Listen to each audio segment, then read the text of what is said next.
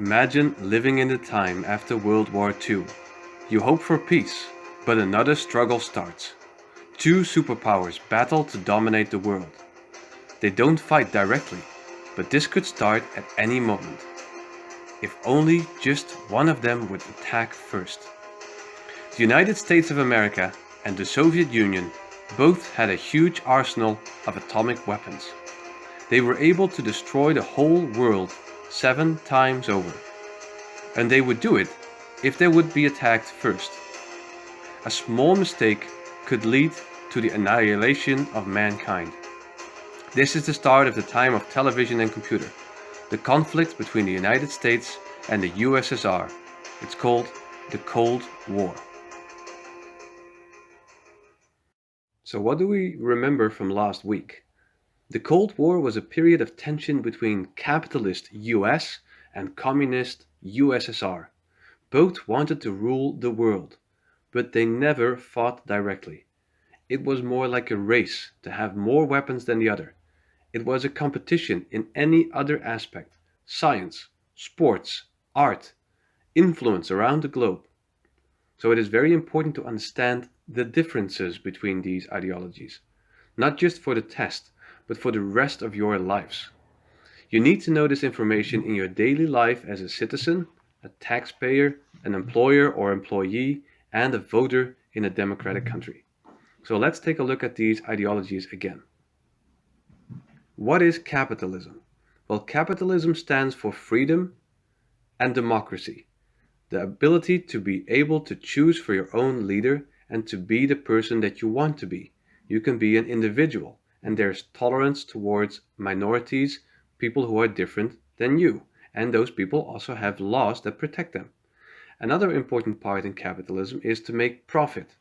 Making profit is important. You have the ability to become rich if you work hard, if you have a certain talent. But this also means that there's a big group of people that is not very rich, or in fact sometimes very poor. There is a difference in wealth.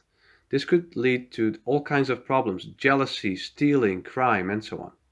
So communism means that this should be stopped and everybody should be equal.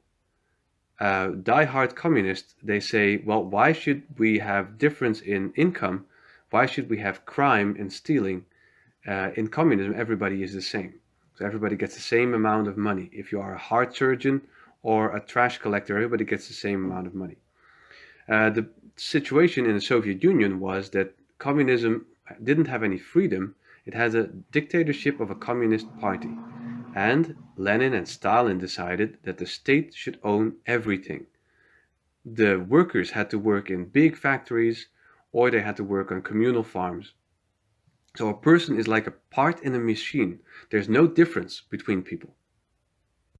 So we learned this last time already, and the next slide will also be not a surprise. This is what the world looked like after 1945.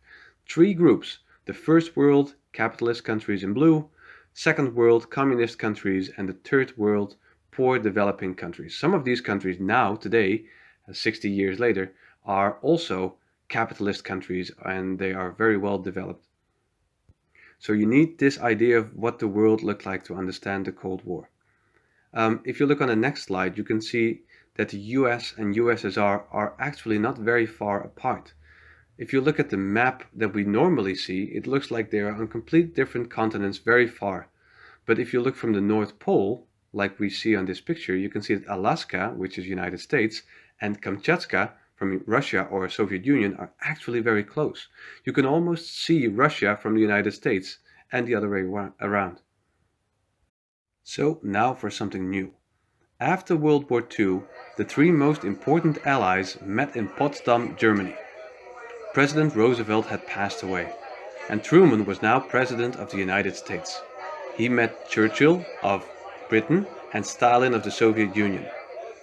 During this conference in Potsdam, these men decided about the future of Europe.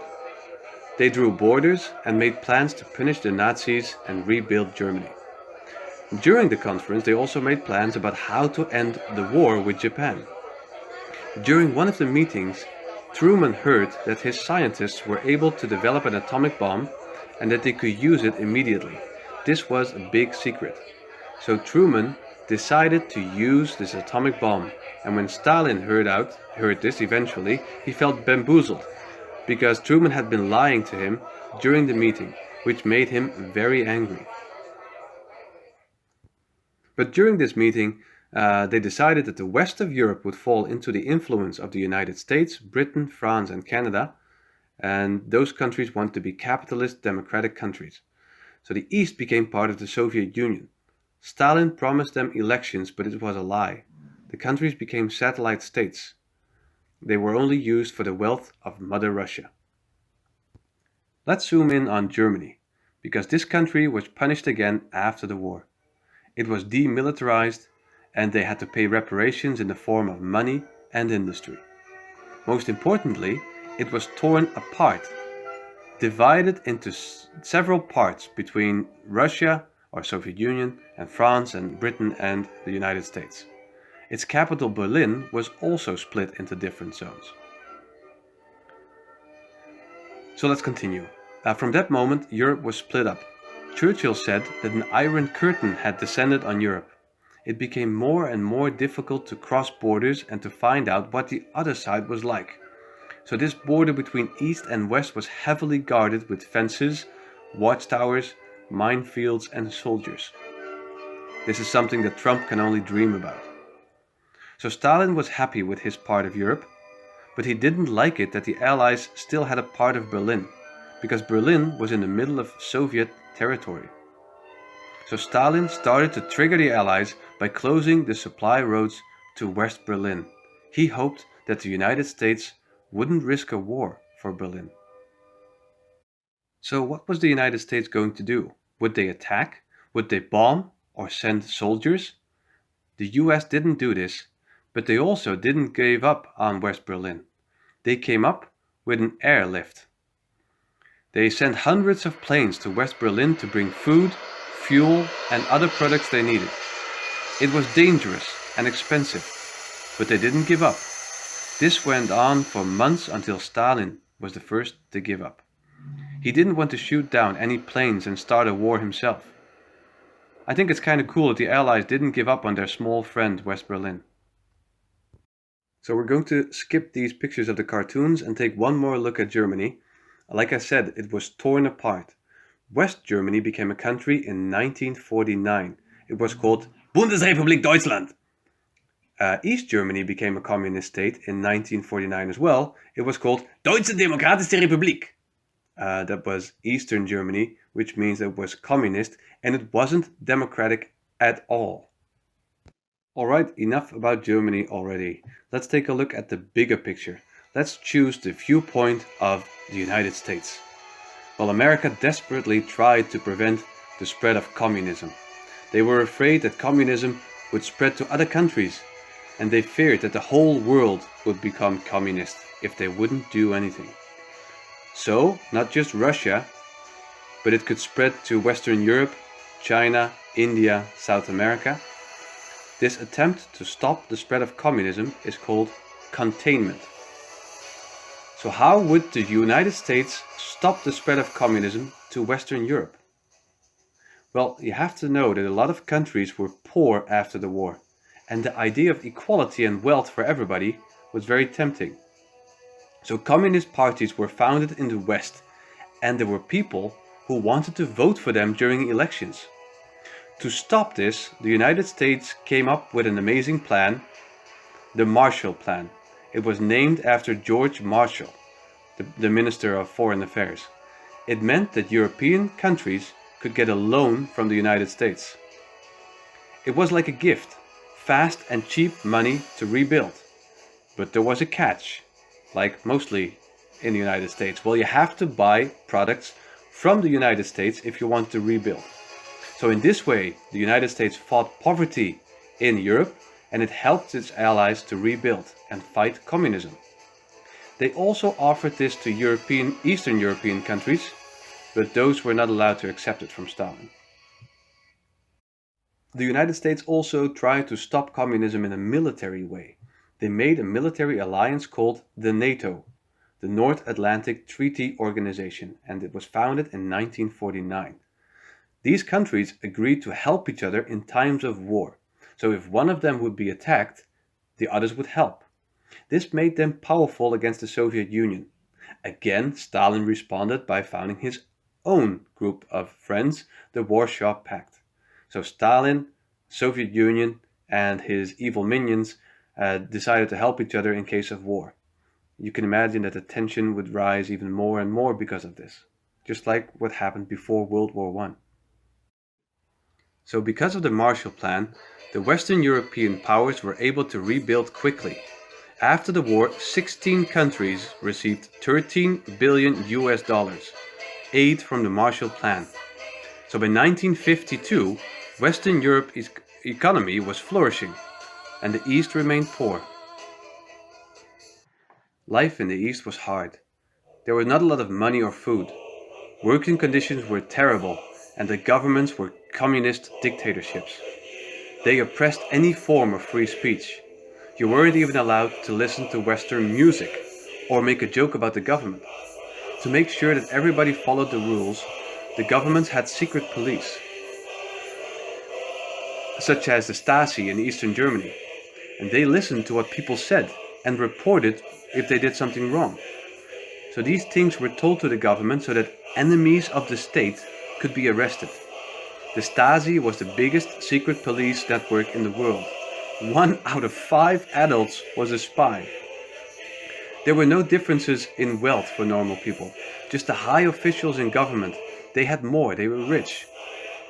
Ordinary people lived in the same kind of apartments, had the same clothing, and drove the same cars.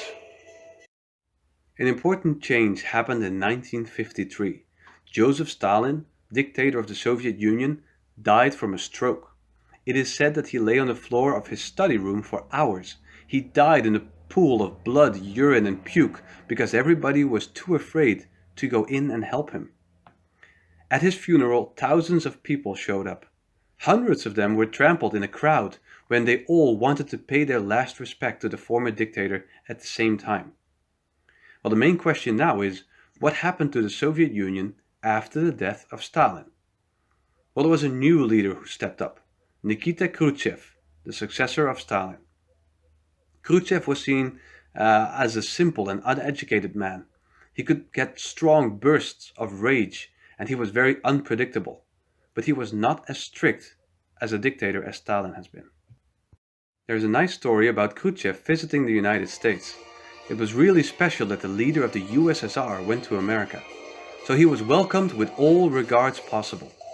He dined with superstars such as Frank Sinatra and Marilyn Monroe. He even got a tour around touristy attractions.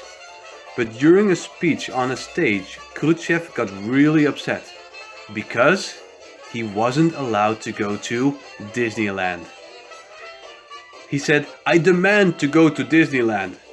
President Kennedy said that he couldn't guarantee his safety and that, well, at that moment the leader of the USSR stood up and said that America was a land of criminals. He behaved like a child. That's something that we can see in Trump today as well. This story shows us a little bit about what Khrushchev was like as a person. But we also need to know that Khrushchev had a problem. In his country, highly educated people from Eastern Europe traveled to East Berlin and then crossed the border to West Berlin. These were doctors, teachers, lawyers, etc. They wanted to work in the West because the living conditions in the West were better. They would earn more money in France, Germany, or the Netherlands. Khrushchev didn't like this brain drain. That's how we call it when smart people leave your country. Brain drain. In order to stop this, he decided to block the passage between East and West Berlin. In 1961, he ordered his engineers to build the Berlin Wall around the western part of the city. Within a few days, families were torn apart. They wouldn't be able to see each other again for many years to come. The Berlin Wall led to a new era in the history of a divided Europe.